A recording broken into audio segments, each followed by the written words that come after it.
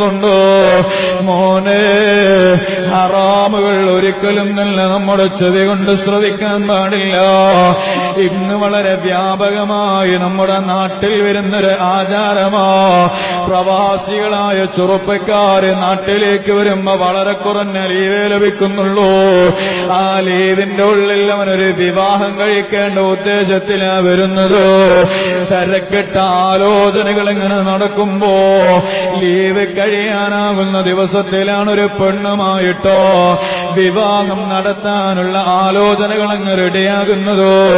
എന്നാൽ വിവാഹം കഴിക്കാനുള്ള സമയം അവനില്ല, ലീവ് കഴിയാറായി. അപ്പൊ രണ്ടു വീട്ടുകാരും തമ്മിൽ ആലോചിച്ചിട്ടൊരു തീരുമാനമെടുക്കുകയാണ്. തൽക്കാലം നമുക്ക് വിവാഹം ഉറപ്പിച്ചു വെക്കാം, നിക്കാഹ് അടുത്ത ലീവിൽ വരുമ്പോ നടത്താമെന്ന് പറഞ്ഞു തീരുമാനിക്കുകയാണ്. ഭർത്താവിന്റെ വീട്ടിൽ നിന്ന് കുറെ ആളുകളതാ നവവധുവിന്റെ വീട്ടിലേക്ക് ചെല്ലുന്നു. എന്തിനാ? വിവാഹം ഉറപ്പിക്കാനുള്ള പോക്കാ.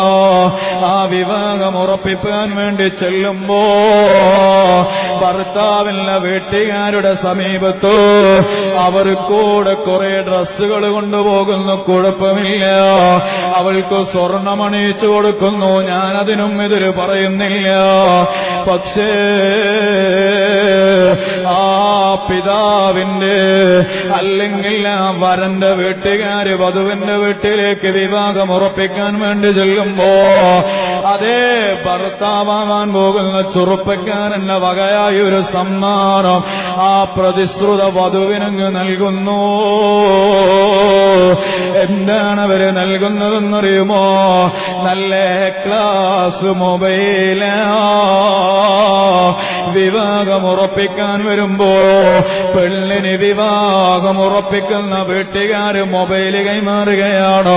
ചില രക്ഷിതാക്കന്മാരെ നാണമില്ലാതെ അങ്ങാടിയിൽ വന്ന് അഭിമാനത്തോടെ പറയാറുണ്ടോ, എന്റെ മകളെ കാണാൻ വന്ന ചെറുക്കന്റെ വീട്ടുകാരിന്നലെ വിവാഹം ഉറപ്പിക്കാൻ വന്നപ്പോ നല്ല ആയിരങ്ങൾ വിലപിടിപ്പുള്ള മൊബൈലാണ് എന്റെ മകൾക്ക് കൊടുത്തത്, നല്ല എ ക്ലാസ് മൊബൈലാണ് കൊടുത്തത്.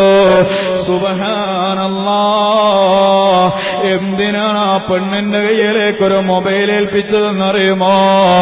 നാളെ മുതൽ വിളി തുടങ്ങാനാ, രണ്ടുപേർക്കും സംസാരിക്കാനാ. അവൻ ഗൾഫിലേക്കങ്ങ് ചെന്നിട്ട് മണിക്കൂറുകളോളം ഈ പെണ്ണുമായി സല്ലപിക്കുകയല്ലയോ? ഓ ചെറുപ്പക്കാരാ, നിക്കാഹ് കഴിക്കാതെ അവളുമായി സംസാരിക്കാൻ നിനക്കാരടാ അനുവാദം തന്നത്? ഏത് തീരാനടാ നിനക്കത് വകവെച്ചു തന്നത്? ഓ രക്ഷിതാക്കളെ,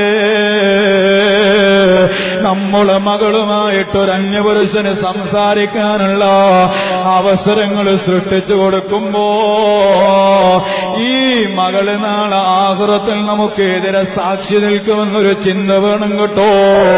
അതുകൊണ്ട് തന്റെ ഇടത്തോടെ രക്ഷിതാക്കൾ പറയേണ്ടതുണ്ട്. മൊബൈല് കൈമാറാൻ വരുമ്പോ രക്ഷിതാക്കൾ ആണത്വത്തോടെ പറയേണ്ടതുണ്ട്, എന്റെ മകളുമായി നിക്കാഹ് നടന്നിട്ടില്ലല്ലോ, എന്റെ മകളുമായി ഹലാലൈസേഷൻ നടന്നിട്ടില്ലല്ലോ, അതുകൊണ്ട് അവൾക്ക് മൊബൈലിന് കൊടുക്കാൻ യാതൊരു നിർവാഹവുമില്ല. നിക്കാഹ് കഴിഞ്ഞതിന്റെ ശേഷമേ സംസാരം പാടുള്ളൂ, അതുകൊണ്ട് മൊബൈല് വേണ്ട, അതെനിക്ക് പൊരുത്തമില്ല എന്ന് പറയാനുള്ള തന്റെ ഇടമെങ്കിലും രക്ഷിതാക്കളെ നമ്മളെ കാണിക്കേണ്ടതുണ്ടോ?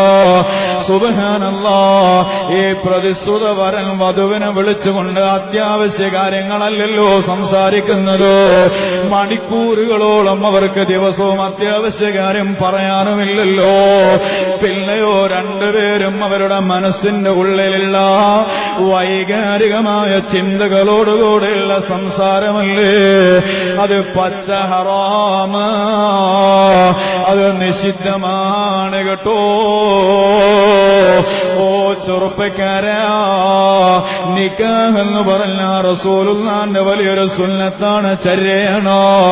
ദീനിന്റെ 2 ഭാഗം കവർ ചെയ്യാൻ പറ്റിയ അമലാണ്. എന്നാൽ ആ ദീനുൽ ഇസ്ലാമിലെ വലിയ ചര്യയായ നിക്കാഹില്ലയോ, അത് ഹറാമ് കൊണ്ട് തുടങ്ങിയാൽ ആ വൈവാഹിക ബന്ധത്തിൽ ബറക്കത്തുണ്ടാകുമോ? സന്തോഷം കിട്ടുമോ? സമാധാനം ലഭിക്കുമോ? ഇനി ആ വൈവാഹിക ജീവിതത്തിൽ ഒരു കുട്ടി പിറന്നാൽ അത് സാലിഹാകുമോ? കാരണം ഹറാമിലായിട്ടല്ലേ മോളെ മോനെ നീ ബന്ധം തുടങ്ങിയതോ? ഹറാമിലൂടെ ഉണ്ടാകുന്ന ഹറാമില്ല വിഷയങ്ങളിലൂടെയല്ലേ നിങ്ങൾ രണ്ടുപേരും ആദ്യം തന്നെ സമ്പർക്കം തുടങ്ങിയതോ? ഹറാമില്ല ഭാഗത്തിലൂടെ തുടങ്ങിയ ബന്ധത്തില് നല്ല കുട്ടികൾ ഉണ്ടാകുമെന്ന് പ്രതീക്ഷിക്കേണ്ടതില്ലല്ലോ. അതുകൊണ്ട് എന്റെ സഹോദരന്മാരോട്, രക്ഷിതാക്കളോട് സാന്ദർഭികമായി ഞാൻ ഉണർത്തുകയാണ്, ഈ ആചാരങ്ങൾ നമ്മുടെ നാട്ടിലുണ്ടെങ്കിൽ അതിനെതിരെ നമ്മളങ്ങ് ഇറങ്ങണം കേട്ടോ. അതിനോട് വേണ്ട എന്ന് പറയാനല്ല, നെഞ്ചോക്കെ കാണിക്കണം കേട്ടോ.